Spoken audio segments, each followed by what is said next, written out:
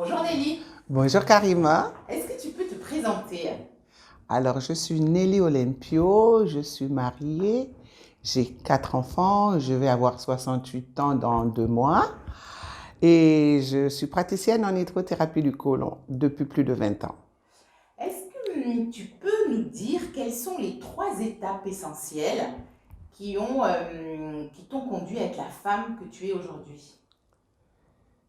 Les 3 étapes. Alors bon, je vais dire que je suis tombée, Ouais, je me suis relevée ouais, et puis j'ai réussi. Voilà. Et trois, je suis tombée parce que pour commencer, ça n'a pas été très facile. Et puis, je me suis accrochée et je suis devenue une battante. Et quel est l'obstacle ou la difficulté majeure que tu as eu à surmonter? La pratique de l'hydrothérapie du côlon n'était pas du tout connue, surtout à Marseille. À Paris encore ça, il y avait 2 ou 3 personnes et moi quand j'ai démarré, il n'y avait pas du tout c'était pas connu. Et donc même les amis médecins se sont moqués de moi. Tout le monde m'a découragée. Avec mon époux, nous avons été découragés. Alors, il y en a certains qui nous ont traités de secte parce que comme on donne des petits régimes sans viande et tout, il y a eu même des gens qui ont été au niveau de l'ordre dire qu'on était une secte. Ah oui. Et donc, ça a été vraiment un handicap, le fait qu'il n'y ait pas eu d'hydrothérapie avant. Et avec ma couleur et tout de suite, ça faisait secte.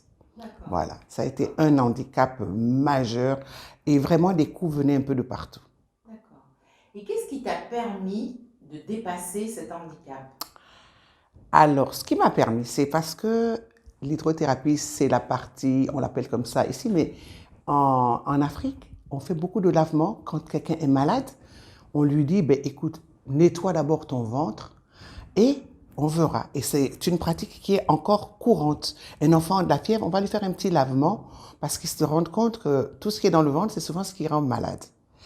Et forte de cette connaissance de mes ancêtres, de mes parents, parce que moi-même j'ai eu à le pratiquer, on a eu à le pratiquer sur moi quand j'avais des grosses fièvres et quand j'étais pas bien. Donc je me suis dit, je vais continuer puisque maintenant c'est modernisé et je me suis accrochée à ça parce que j'y croyais. J'y croyais. D'accord, Et je suis arrivée et voilà. d'accord. Est-ce que de ton expérience, quel conseil tu peux donner aujourd'hui aux femmes qui sont en train encore de chercher leur place ou qui rencontrent des difficultés? Alors déjà, d'aimer ce qu'on fait. Il faut vraiment aimer et y croire. Il faut y croire. Parce que si on ne croit pas à ce qu'on fait, on ne peut absolument pas réussir parce que le moindre obstacle, on tombe. Parce que les gens seront là pour vous décourager. Ils seront là tout le temps pour vous décourager.